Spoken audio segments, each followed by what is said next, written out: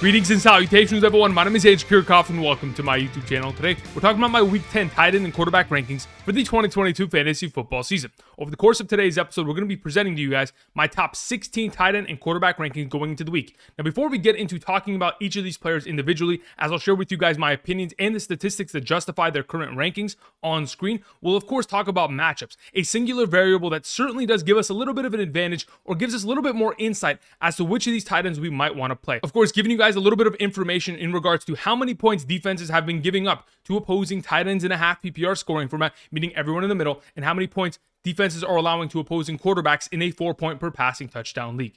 After we give you guys all that information, of course, we'll transition into talking about these players. Before we begin, if you guys want daily fantasy football content from my direction to yours, be sure to subscribe. Later tonight, after the Thursday night football game, we'll of course be live streaming here on the channel. So if you have any questions regarding your Week 10 lineups, be sure to come on by, ask away. Be able to try to help you out as much as I possibly can. Outside of that, of course, tomorrow we'll have our rest of season running back rankings, Saturday rest of season wide receiver rankings, along with a live stream tomorrow afternoon. And of course, every Sunday morning like we do, 8 a.m. to 10 a.m. Pacific Standard Time, we'll be live streaming here on the channel with updated rankings at all 4 primary positions with top 36 running backs, wide receivers, top 16 tight ends and quarterbacks ready to go on screen for Sunday morning. Be sure to join us, subscribe. Thank you very much. All right, also, if you guys haven't checked out Prize Picks, tonight's game between the Carolina Panthers and Atlanta Falcons seems like a game in which it's going to be a heavy rain contest. You might want to go ahead, pick more on a lot of those statistics in regards to rushing yards and potentially picking less on receiving totals and or passing totals. Go ahead and check that out today. Use promo code Andrew when you sign up. There's a link down in the description because when you use that promo code and make a first-time deposit, you'll be given a first-time deposit match up to $100. So check that out today. Check out Prize Picks down in the description. Thank you very much. All right, let's go ahead and begin talking about our Week 10 tight end rankings, beginning with matchups. As you can see to the right side of the screen, we have how many points defenses have been giving up to opposing tight ends thus far this season on average from weeks 1 through 9. As you can see, the Arizona Cardinals, Seattle Seahawks, and Detroit Lions are giving up the most points at said position. Tyler Higbee, players like Cade Otton, and of course Cole Kmet. But in the case of Cole Kmet and Cade Otton, over the course of the last couple weeks here, they're beginning, to build a little bit of momentum there. And hopefully this matchup can once again elevate their overall production in this given week. And that's why we want to talk about matchups. Of course, when you're giving up the most receiving yards at the position, the Arizona Cardinals, it gives me a little bit more confidence in throwing Tyler Higbee out there. And though I have him lower ranked considering his recent opportunities in terms of total targets going in his direction, of course, we want to go ahead, put that all on the table, give you guys a little bit of insight on the matter. Now, on the other end of the spectrum, of course, the New Orleans Saints, they do not really give up much to opposing tight ends. In fact, this touchdown that they gave to Isaiah Likely this past Monday night was the first touchdown they allowed to a tight end this season alone. So obviously it's going to be tough for Pat Freiermuth, but we expect the opportunity to go up, and we'll talk about that in just a moment. So now that we've kind of given you guys a little bit of an idea as to how the matchups stack up going into Week 10, let's transition and begin talking about our top 16 rankings at the position, beginning with our number 1, Travis Kelce. Of course, Travis Kelce is our number 1 because it doesn't matter who he's playing against, he is matchup proof. Travis Kelce in the last 3 consecutive weeks has not scored a single receiving touchdown. Yet, he's been able to consistently produce 6 or more receptions and 98 or more receiving yards in each of those contests. The consistency in which he's playing at is unbelievable, coming off of a week against the Tennessee Titans in which he had 17 total targets. Obviously, the total volume of passes from Patrick Mahomes, he threw the ball 68 times, obviously makes sense in that overall regard. But when you're taking on the Jacksonville Jaguars, I mean, again, it doesn't matter who's covering him. It's going to be difficult for them to stop Travis Kelce. Moving on to our number 2, we'll talk about George Kittle. George Kittle, from week 6 through 8, prior to their bye week, was on a streak of success. Of course, he was fully healthy by that point. They brought back Trent Williams, so they didn't have to utilize him as a pass blocking threat.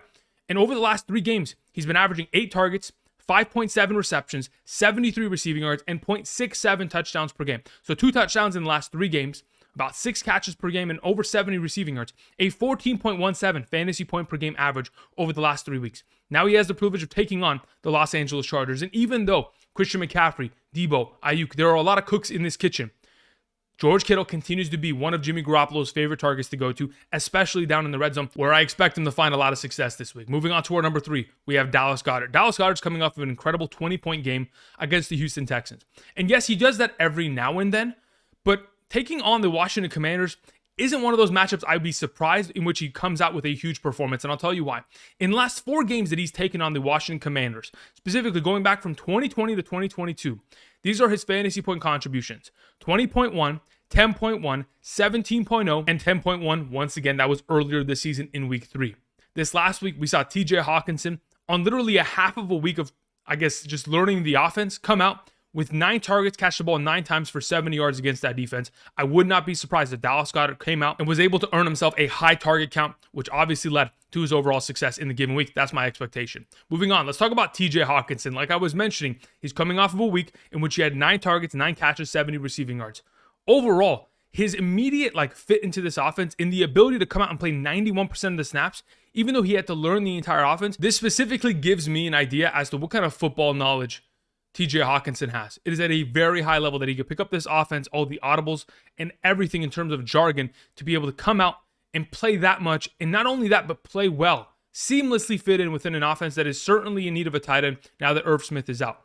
And their utilization of the tight end position is something that they obviously were looking towards. Kevin O'Connell coming from a Sean McVay-led offense, which of course utilized Tyler Higbee at a pretty heavy amount earlier this season. Again, when you want to go ahead and use a lot of 11 personnel sets and make your offensive formation look identical every single time, so defenses can't really pick and choose and they just have to play it square every single time, it gives them that much more of an advantage. Even though the matchup against the Buffalo Bills this week is a tougher one at the tight end position, I would not be surprised if the synergy and rapport that Kirk Cousins has already built with TJ Hockenson begins to move towards the red zone and finds him more fantasy points. All right, moving on to our number 5, we have Greg Dulcich. Greg Dulcich with Russell Wilson should be perfectly fine. In the last 3 games that we've seen Greg Dulcich perform prior to the bye week, he was averaging 5.7 targets, 4 receptions, 60 receiving yards, and 0.33 touchdowns per game, which is 1 touchdown in the last 3 contests, and of course, a boatload of yardage.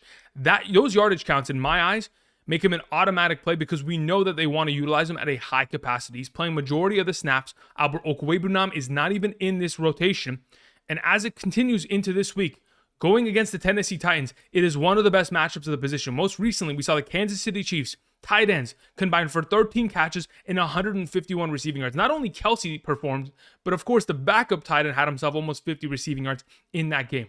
Now you go a couple weeks back against the Indianapolis Colts. The Indianapolis Colts trio of tight ends caught the ball 11 times for 180 yards and 2 receiving touchdowns. There was so much potential upside within this given matchup. I believe Greg Dulcich easily is able to find himself a lot of success this week, especially considering, we don't know what Courtland Sutton is going to be. We don't know what this backfield is going to present with that rotation, but we know that Greg Dulcich is the number 1 receiving option as in terms of the tight end. He's going to be on the field the entire time in their 11 personnel sets.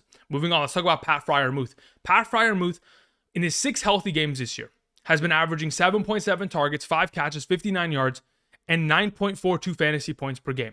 He's gotten himself a touchdown this year, but it's not very common. But the reason why I wanted to point out his healthy games is because when he's active, regardless of who's at the quarterback position, they're sending the ball in his direction at a relatively high rate. Now, I understand he takes on the New Orleans Saints, and Isaiah likely has been the only, potential tight end to score a touchdown against them this year. I still do believe he's going to get himself a lot of yardage. I don't think the touchdown is probably going to accompany his performance, but the yardage is mainly going to persist because of the absence of Chase Claypool. Earlier this season, Chase Claypool was the only other slot receiving option that was contesting targets from Pat Freiermuth. Slot receiving option in terms of getting targets between the 0 to 9 yard range and intermediate targets between 10 to 19 yards. It was all Claypool versus Pat Freiermuth. And going into these future weeks, I absolutely believe with the absence of Claypool here, Pat Freiermuth's targets could very easily go from that 6 to 7, 8 range to maybe double-digit targets going forward with Kenny Pickett. Moving on, let's talk about Dalton Schultz, our number 7. Like I mentioned yesterday in the wide receiver rankings episode, in regards to CeeDee Lamb, Dalton Schultz in the last 2 games has more receptions than CeeDee Lamb. Now, if you go ahead and look at what Dalton Schultz has done thus far this season in the 3 games that he's played with Dak Prescott, he's averaging 6.3 targets, 5.3 receptions, 55.7 receiving yards, and 8.2 fantasy points with Dak in the lineup. Now, overall, those are pretty good statistics. And if you're going to continue to see Dalton Schultz be the primary receiving tight end within this offense and primary receiver within this offense, of course, the fantasy points are going to rack up. And especially when you get down into the red zone and everyone is expecting run, whether it's with Tony Pollard and or Ezekiel Elliott, the play action will then kick in and Dalton Schultz could find himself in the end zone. The reason why I say this is because the Green Bay Packers, over the course of the last 2 weeks, have given up 3 touchdowns to opposing tight ends, twice last week and 1 the week before to Dawson Knox. So there's a lot of opportunity here. The play action game hopefully opens up this week for Dalton Schultz. Moving on to David Njoku, our number 8. David Njoku, if healthy, is an absolute monster play this week, not only because of matchup, but because of what he's capable of. Going back to week 3 through 7, where he absolutely was taking over the league. This guy was averaging 7.2 targets, 6 receptions per game, 76 receiving yards per game, and 11.26 fantasy points per game. Most recently against the Miami Dolphins defense, who were giving up 12.42 fantasy points per game and a half PPR to opposing tight ends. Kmet 2 touchdowns this last week, almost 20 points.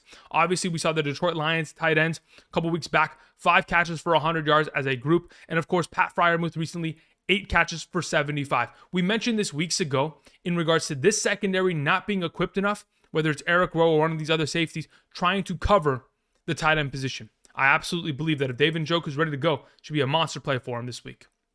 Moving on, let's talk about Zach Ertz.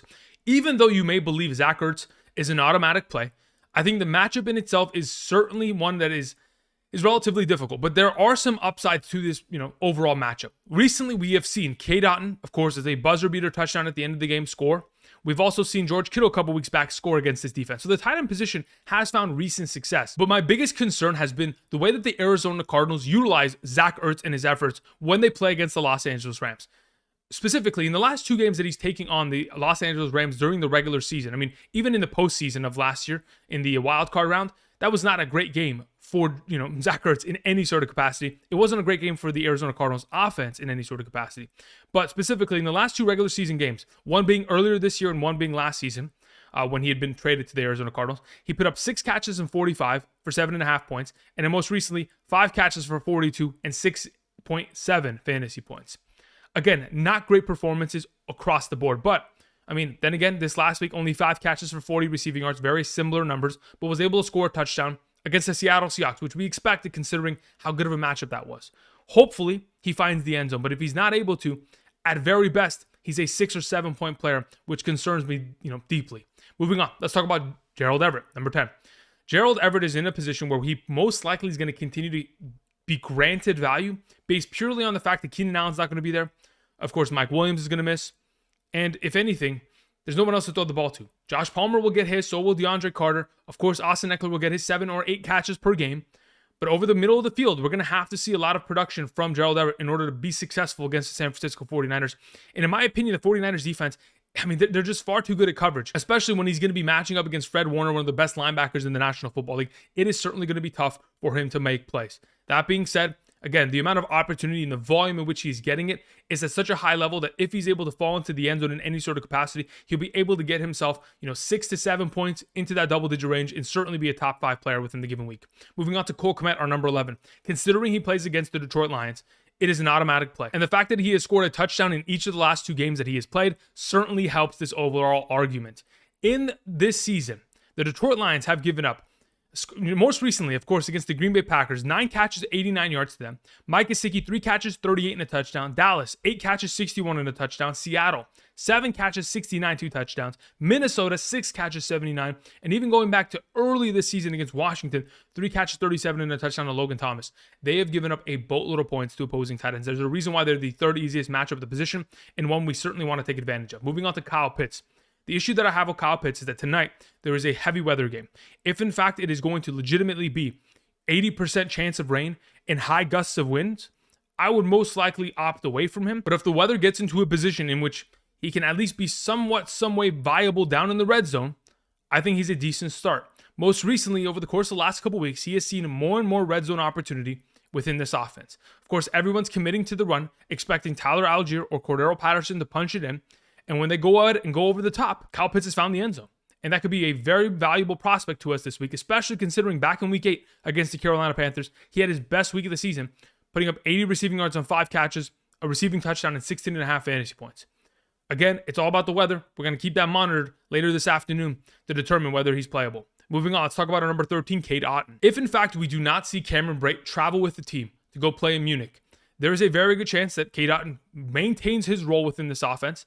And of course, has another great week here, taking on the Seattle Seahawks, the 2nd best matchup at the position. Of course, they're giving up their fair share of points just this last week. Of course, Zach Ertz found the end zone and was able to play a pivotal role within that offense. So why not Cade Otton, especially the momentum he has built with Tom Brady and the rapport they're continuing to build as we progress. If he begins to kind of build that rapport and it becomes one of those, 3rd down targets for him that he continues to go to outside of Mike Evans and Chris Godwin, which a lot of defenses are expecting the ball to go towards, of course, he could be a great option going forward. But again, it's a matter of whether or not Cameron Brate suits up and is ready to play this week. And even if he does, there's a chance that Cade Otton has pretty much replaced him within the lineup. Moving on, let's talk about number 14, Noah Fant. Noah Fant's coming off a pretty good week of 12.1 fantasy points, got himself 96 receiving yards, and tore apart the Arizona Cardinals because it was the best matchup of the week. But that's not the only good matchup he could possibly face. This week, he takes on the Tampa Bay Buccaneers. The Tampa Bay Bucs, even though Tyler Higbee did absolutely nothing, and we'll talk about Tyler Higbee in just a moment, there's a very good chance that Noah Fant, with a little bit of a sprinkle of Will Dissly throughout the game in Munich, could be of value. So if in fact you need someone to play early Sunday morning, set your lineups. Noah Fant could be a good option. Moving on to Dawson Knox. Whether it's Josh Allen or Case Keenum remains to be seen. But I think regardless of who's going to be the quarterback going into this week, I think there's a great potential for when they get down into the red zone to find Dawson Knox for a contributing touchdown that could very easily help them win this game. Dawson Knox has been, hit or miss. Every other week he's scoring a touchdown. Let's just hope this is the week he does so. The final option is Tyler Higbee. The reason why I wanted to mention him is even though in the last 3 games his overall opportunity and production have been awful, it is quite literally the easiest matchup at the position. They're giving up 16.04 fantasy points per week on average. I mean, Will Dissly, Noah Fant, they both went off last week against this defense. Hopefully Sean McVay is smart enough to incorporate the tight end position a little bit more because quite frankly, I don't know what McVay's doing, but it's not working, whatever he's trying over the last couple weeks. All right. Let's go ahead and let's transition and talk about the quarterback position, beginning with matchups. As you can see on the right side of the screen, we have how many points defenses have given up to opposing quarterbacks in terms of passing statistics alone. Again, when you go ahead and you're trying to evaluate a matchup at the quarterback position, we should not be including overall rushing yards because matchups as a whole don't really dictate the potential for a defense to allow rushing statistics. The number one factor is how willing that quarterback is to get those attempts. So if you're playing against a Justin Fields or a Jalen Hurts, it doesn't matter. They're going to get those yards. But if you're playing against a Tom Brady, regardless of whether a defense gives up points, he's not running the ball. Either way, when we isolate the statistics, we find that the Kansas City Chiefs are giving up the most touchdowns to opposing quarterbacks this season. And that's ridiculous considering the fact that they just played a game in which the opposing quarterback only completed 6 passes and just did nothing the entire game. Now, on the other end of the spectrum, we have the Denver Broncos, of course, playing really well against opposing quarterbacks. The Philadelphia Eagles taking on Taylor Heineke, a division rival. I mean, earlier this season, when the Philadelphia Eagles took on Carson Wentz in week 3, Carson Wentz did absolutely nothing. I think he had single-digit fantasy points. So we got to keep that in mind. Either way, just giving you guys a little bit of perspective as to which matchups we potentially might want to go for. We'll refer to these as we go throughout today's video. So let's go ahead and begin with our number 1. At the position, it is Patrick Mahomes. He takes on the Jacksonville Jaguars, and similar to Travis Kelce, matchup proof. It doesn't matter who he's going up against. Last week was going up against the defense that really played him pretty tight. Too high safety for majority of that game. That defensive pass rush was getting after him. Yet he threw the ball 68 times, had 43 completions, over 400 yards, over 60 rushing yards, and a rushing touchdown. And, the fact of the matter is, Patrick Mahomes has just as many rushing touchdowns as the entire backfield for this team, whether it's Clyde Edwards, Isaiah Pacheco, or Jerick McKinnon, since week 5. Those 3 running backs are not getting any opportunity in the red zone. So it's either Patrick Mahomes running the ball, or we're getting a situation where Mecole Hardman is getting a lot of utilization out of this backfield, being used on those little bubble screens, on those little jet sweeps, and making a lot of plays and scoring a lot of fantasy points for Patrick Mahomes. Automatic play this week against the Jacksonville Jaguars. Moving on to number 2, Jalen Hurts. Of course, we have to start him. Takes on the Washington Commanders. The last time he took on the Commanders was in week 3. He put up 340 passing yards and 3 passing touchdowns with 20 rushing yards against them for 27.6 fantasy points. Looks a lot similar to the last couple performances we have seen from Jalen Hurts, but I think this is a division rival matchup where he absolutely should be able to take advantage of it. And with him in the connection with Dallas Goedert, A.J. Brown, Devonta Smith, Miles Sanders, they have too many weapons. And quite frankly, I don't think this defense can stop any of them, much less stop him from running the ball. Speaking of running the ball, let's transition to our number 3, Justin Fields. Justin Fields has been putting up unbelievable statistics. And we thought that he could do that last week against the Miami Dolphins, and he did it. Now, this week he takes on the Detroit Lions, a defense that I have mentioned in weeks past cannot stop a soul. I guess they can stop Aaron Rodgers, but he's relatively washed in comparison to seasons past. When we're talking about the potential of what Justin Fields presents on a weekly basis, the ability to get himself 60, 70, 80 rushing yards, scoring a rushing touchdown in each of the last 3 weeks. Unbelievable statistics. But if that's all he was doing, we'd still be happy with it. But not only that, in the last 3 games, not only has he ran for a touchdown in every single game, he's been able to throw 6 passing touchdowns in the last 3 contests. When you're averaging 3 touchdowns per game, he makes his fantasy point contribution to our teams undeniable, which makes him a must-start option, especially against the Detroit Lions this week, who have, like I've mentioned, really not stopped anybody at the quarterback position unless Aaron Rodgers is throwing it off of helmets and messing himself up. Either way, moving on. Our number 4 is Josh Allen. Again, we are still waiting to see what his entire situation is going to pan out with.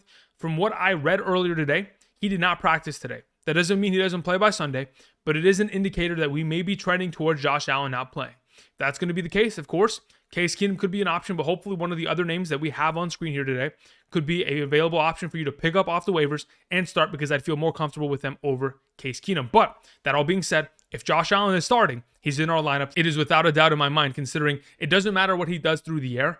As just a rusher last week, 9 rushing attempts for 86 yards and 2 touchdowns. He did all of his damage through the rushing game. That's literally 20 fantasy points in rushing stats alone. Hopefully, he'll be active and ready to go this week. Moving on to our number 5, it is Tua Tagovailoa. Tua has just been, unbelievable. Consecutive weeks of 300-plus passing yards and 3 passing touchdowns. Now he has the privilege of taking on the Cleveland Browns secondary that, again, though they haven't been one of the worst defenses in the league, I absolutely believe will get exposed because Jalen Waddle and Tyreek Hill are just far too talented. And the fact that this team cannot stop the run, and that has been their biggest issue all season long, it will open up more and more RPO, play action opportunities for these receivers to get open. And when they do, they're going to be cutting up this defense and, of course, getting a lot of yards after the catch, which certainly helps to his overall baseline.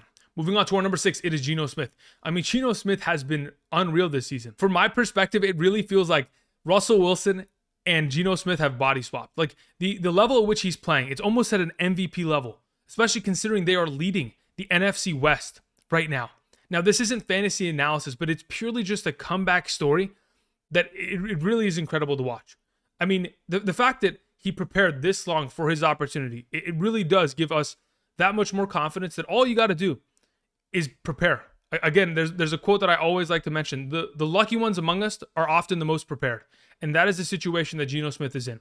And now that he takes on the Tampa Bay Buccaneers this week, coming off of 7 out of the last 9 games of 2 or more passing touchdowns, the last 3 consecutive games doing 2 or more passing touchdowns with 200-plus yards in each of those games, it just seems like to me that Geno Smith is in a perfect position to succeed. Not only is he getting it done through the air, this man is number 8 amongst all quarterbacks in the National Football League in rushing yards. He has 197 total, which is 22 rushing yards per game this season. A pretty good number that could eventually lead to a touchdown if, the C's part in his offensive line makes some room for him. Obviously, coming off of a week in which he had nearly 4 fantasy points from rushing statistics alone. Moving on, let's talk about our number 7, Dak Prescott. Dak Prescott, again, coming off the bye week, should be in a pretty good position to succeed. I understand that the Green Bay Packers matchup is relatively difficult, but ultimately, we're talking about one of the best offenses in the league when they are finding their stride. And if they can consistently run the ball with Tony Pollard and Ezekiel Elliott and take advantage of the Green Bay Packers defense, it is only going to open up more and more play action that will allow Dak Prescott to torch his defense. In the last 2 games that we saw Dak, he was 40 for 52 passing. That's a 77% passing completion percentage for 457 yards, 3 passing touchdowns, 34 rushing yards, and a rushing touchdown. So in the last 2 games here, over 220 passing yards, 2 touchdowns per game, and a very high completion percentage. I expect him to transition right into the Green Bay Packers matchup. Of course, we have Mike McCarthy, a revenge game. The team is all in on going up to Green Bay and picking up a W. Moving on to Kyler Murray, our number 8. Now, we had a little bit of a concern earlier this week in regards to his hamstring. Of course, he popped up yesterday as a non-participant in practice. Hopefully, he'll be able to get back to practice at some sort of limited capacity. But the biggest issue is that if, in fact, that hamstring holds him out and is limited all week or doesn't practice and he decides to play by Sunday, it could certainly play a big factor, because when you have a backup offensive line with a backup, center and right guard, and you're going up against Aaron Donald, you're going to need your mobility in order to get away from them. And that's primarily been one of the biggest issues with Kyler Murray. He's a smaller quarterback. He cannot see over his offensive line. And if, in fact, the pressure is getting up the middle and he's not able to get out of the pocket, certainly could be relatively devastating for him. Hopefully it's not going to be. Hopefully he'll be healthy by this weekend. And if so, should be a good play. Moving on. Let's talk about number 9, Jimmy Garoppolo. Jimmy Garoppolo has had 4 consecutive games of 2 or more passing touchdowns. That level of contribution is just enough to make him an automatic play every single week. And the fact that he has Christian McCaffrey, George Kittle, Deebo Samuel, Ayuk, even though when we were talking about George Kittle earlier on today's episode being a lot of cooks in the kitchen, this only helps the quarterback position going into this week. I understand that the LA Chargers, they give up over 6 yards per carry on average, but when they get down in the red zone, the play action will open up, and there's a lot of options to throw the ball to, whether it be McCaffrey or one of the other boys. Moving on. Trevor Lawrence, our number 10. Trevor Lawrence is another one of these options that if, in fact, he's being put in a situation where you're going up against the Kansas City Chiefs and they're going to boat race you immediately out the gate, similar to the way that the Raiders did it this last weekend. There's going to be an opportunity for him to throw for the entirety of the game. And or they're going to utilize the running game to slow down the game. And when they do so, tear up this Kansas City defense on the ground like a lot of other teams have done in order to compete with this team.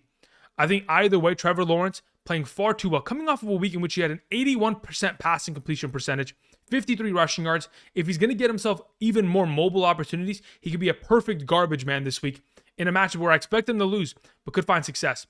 Moving on, let's talk about Tom Brady, our number 11. Tom Brady, hopefully off of last week's victory, is going to build momentum off that. Hopefully we're going to put together some confidence, and our wide receivers are going to start catching the ball.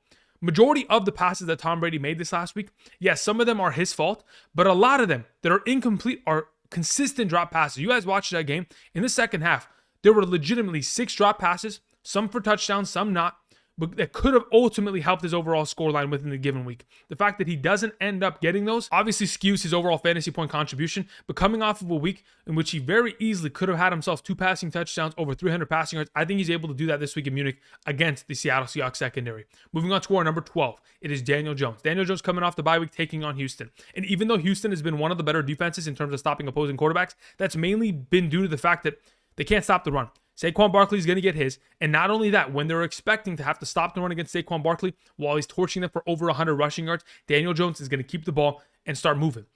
In the first 8 games of the season, he's averaging 8 rushing attempts per game and 45 rushing yards per game. On top of that, he's averaging 175 passing yards and 1 touchdown per game, whether it's on the ground or through the air, doesn't matter. Overall, he's in a baseline production of getting himself 14 to 15 points, where I think he pretty much finishes, will always have the upside of 20 points if those rushing totals continue to climb. Moving on to number 13, Justin Herbert. Justin Herbert, without Mike Williams and Keenan Allen, obviously without a healthy offensive line, is a shell of himself. And with that continuing to be the case, going up against the San Francisco 49ers this week, I cannot trust him to be my starting quarterback unless I have to legitimately play him. Justin Herbert will find some semblance of success, but being able to get 20 fantasy points seems like a far stretch in this given week, especially when we take into account that this San Francisco 49ers defense is coming off a bye week themselves. They're healthy, they're ready to go, and that pass rush is certainly going to get after Justin Herbert. And when it does, he'll be checking the ball down short for majority of the game. And when you're just checking it down, not throwing the ball, and you're not stretching the field, and you're not pulling defenders, it's obviously going to allow everybody to just stack the box, stop the run, and force this offense to ultimately crumble within the given week. I still have hope that his talent will prevail, but it's going to be a tough one for him. Moving on to our number 14, we have Jared Goff. Jared Goff takes on the Chicago Bears. In the last 2 contests that he's taken on the Chicago Bears back in 2021, he completed 2 passing touchdowns in each of those contests. Now, of course, he's a capable quarterback, and with Jamal Williams and hopefully a healthy DeAndre Swift going into this week, it'll open the offense up even more. But even if DeAndre Swift isn't at a full capacity, I believe the contributions of a Khalif Raymond and Amon-Ra St. Brown will be able to ultimately unlock this offense and allow Jared Goff to be a good enough quarterback this week. Chicago, over the last couple weeks, they've given up a fair share of points defensively. I think Jared Goff is going to be another one of these quarterbacks to have a good week against them. Obviously, won't have 2 numbers with 300 yards and 3 passing touchdowns. But if we go ahead and think 200 yards, 2 passing touchdowns, that's the numbers that I'm expecting from Jared Goff. Moving on to our number 15, it is Kirk Cousins. I do not like any quarterbacks ever playing against the Buffalo Bills, but if Kirk Cousins is going to have an opportunity doing so with the weapons that he has surrounding him, that's great.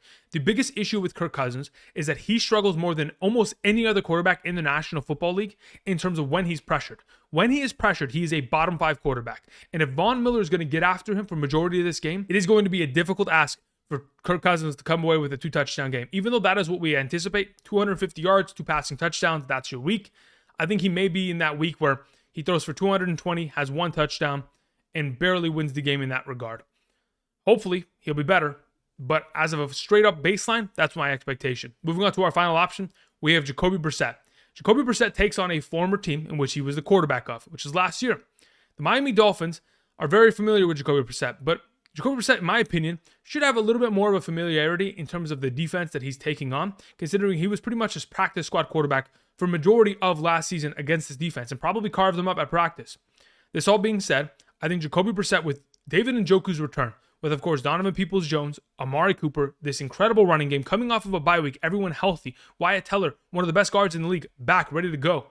This should be a position where Jacoby Brissett, very sneakily, is a fantastic streaming option at the quarterback position. That's going to cover it for me today. Thank you, everybody, for watching. Hopefully, you enjoyed today's content. If you did, be sure to subscribe, click the like button down below. Let me know down in the comment section any players we potentially did not mention that could have a great week here. enjoy tonight's game. Check out Prize Picks. Get a couple entries in on that, regardless of whether it is more or less on a given player statistic. I'm expecting more on a lot of rushing yard statistics, whether it is Cordero Patterson and or Dante Foreman. I put in a couple entries earlier this week, and hopefully those numbers are a little bit lower than where they currently stand, which may give me a little bit of an advantage. So go ahead, check that out. Use promo code Andrew, and when you do so, you'll be given a first-time deposit match up to $100. Using promo code Andrew certainly does help out the channel a lot. I greatly appreciate that. After tonight's game, I will be live streaming here on the channel, and you can go ahead, swing on by, ask some questions tomorrow. Rest of the season running back rankings. And until then, guys, thank you everybody for watching, and I'll see you guys. Peace.